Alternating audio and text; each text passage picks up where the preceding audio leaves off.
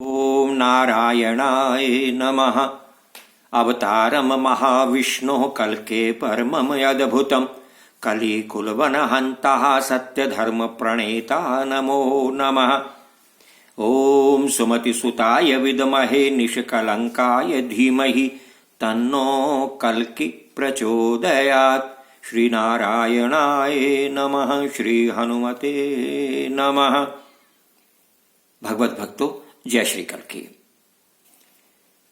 अब तक की कथा में आपने श्रवण किया कि देवापी अपने चंद्रवंश का वर्णन भगवान श्री कल्कि नारायण के सम्मुख कर रहे हैं। इससे आगे की कथा सुनिए। सूत जी कहने लगे, हे ऋषियों, देवापी अपने वंश का वर्णन करते हुए कहने लगे, हे दीनानाथ, हमारे इसी वर्ण में देवातिथि के पुत्र ऋक्ष हुए, ऋक्ष के पुत्र दिलीप और उनके पुत्र परम औदार्य महान पराक्रमी प्रतीपक हुए हैं। हे परमेश्वर, मैं उन्हीं प्रतीपक का पुत्र देवापी हूं। मेरा जन्म चंद्रवंश में हुआ है। मैं शांतनु को अपना राज्य सौंप करके कलाप ग्राम में एकांत चित्त होकर के जब तब ध्यान में लगा हुआ था। मैंने आपके अवतार ग्रहण करने का समाचार सुना तो मैं भी मरु के साथ आपके चरणों के दर्शन करने और कली के दुष्प्रभाव से धरा को मुक्त होते देखने की अभिलाषा से यहां आया हूं। मैंने मरु और समस्त मुनियों के साथ आकर यहां आपके चरण कमलों के दर्शन का सुख प्राप्त किया है। मैं कृतार्थ हुआ। हे नाथ, अब हमें कली के प्रभाव से कोई भय नहीं रहा है। अब हमें काल के कराल गाल में प्रवेश नहीं होना पड़ेगा। अब तो आपके दर्शन मात्र से ब्रह्मज्ञानियों के समान पद प्राप्त होगा। मरु और देवापी के ऐसे वचन सुनकर के कमल लोचन कृपा सिंधु कली के विध्वंसक पद्मापति श्री कल्कि प्रसन्न हुए और उन्हें धैर्य देते हुए कहने लगे, हे महावीरों, मैं जानता हूं तुम दोनों ही परम धर्मज्ञ राजा हो। तुम्हारे वंश में परम प्रतापी और परम ज्ञानी महात्मा एवं चक्रवर्ती सम्राट हुए हैं। अब तुम लोग अपने अपने राज्य में जाओ। वहां प्रजा को शांत करके नैतिकता का ज्ञान प्रदान करो। उन्हें धार्मिक बनाओ। उन्हें फिर से नीति सिखाओ और धर्म में उन्हें प्रणीत करो।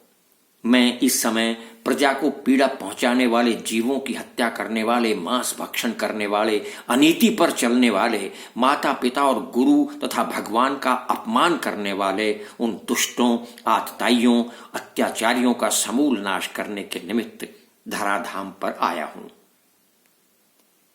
मरु को संबोधित करते हुए कहने लगे भगवान, हे मरु, तुम निश्चिंत रहो। मैं तुम्हें तुम्हारी राजधानी अयोध्या में अभिषेकित करूंगा। तुम प्रजापालक हो, अतः तुम मेरी शरणागति हो। हे देवापी, तुम अपने वंश के उज्जवल भविष्य हो। मैं मथुरा जाकर वहां के समीपस्थ सभी दुष्टों से तुम्हारे राज को निरापद करूंगा और शय्या सारण, उष्ट्रमुख और एक जंतुगण आदि क्रूर राजाओं का संहार करके कई योजन तक फैली हुई तुम्हारी धरा तुम्हें वापस दिलाऊंगा। तुम्हारा वहां राज्याभिषेक करूंगा। तुम प्रजापालक बन करके वहां रहना। अब तुम दोनों सबसे पहले ये तपस्वी वेश त्यागो, वीरों का वेश धारण करो। अपने मन से भय दूर करके निर्भय हो जाओ। तुम सब लोग अस्त्र शस्त्र चलाने में बड़े निपुण हो, इसलिए मैं जिस महा उद्देश्य के लिए अवतार ग्रहण करके आया हूं, तुम भी उसमें सम्मिलित होकर मेरे साथ दुष्टों का विनाश करने के लिए युद्ध करने को तैयार होकर मेरे साथ रहो। मरु को संबोधित करते हुए कहने लगे, हे मरु, विशाख यूप भूपालस्तनयाम भिनयान्विताम विवाहे रुचिरापांगी सुंदरीम तवाम प्रदास्यति। हे मरु, राजा विशाख यूप की परम सुंदरी और गुणवान एक कन्या है जिसका नाम सुशीला है। मेरी आज्ञा है कि तुम उससे विवाह करके संसार के मंगल हेतु महायज्ञ का आयोजन करो। और उधर देवापी को संबोधित करते हुए भगवान श्री कल्कि नारायण ने कहा, साधो भूपाल लोकानाम स्वस्तये कुरु मे वचः रुचिराश्वसुताम शांताम देवापे त्वं समुद्वः। हे देवापी, तुम भी शांता नामक रुचिराश्व की पुत्री से विवाह करो और इस प्रकार आगे अपने वंश की वृद्धि करो।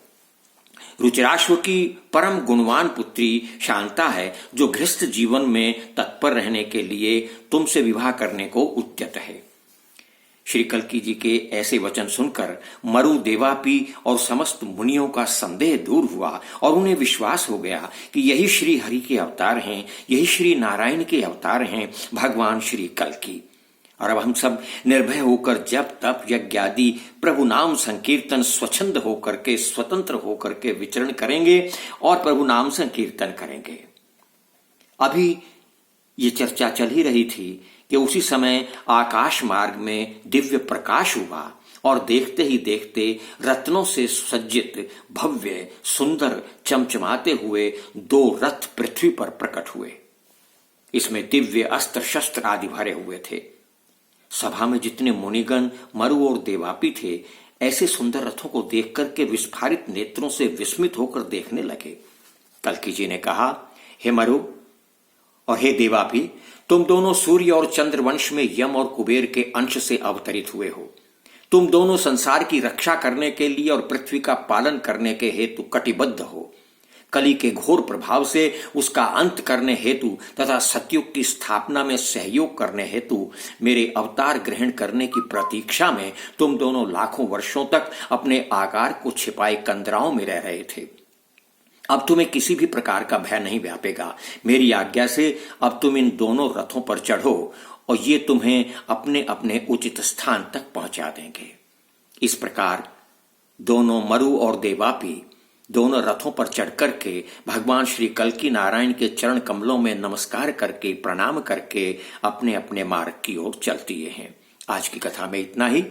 बाकी अगली कथा में तब तक के लिए जय श्री कल्की, जय श्री हनुमान।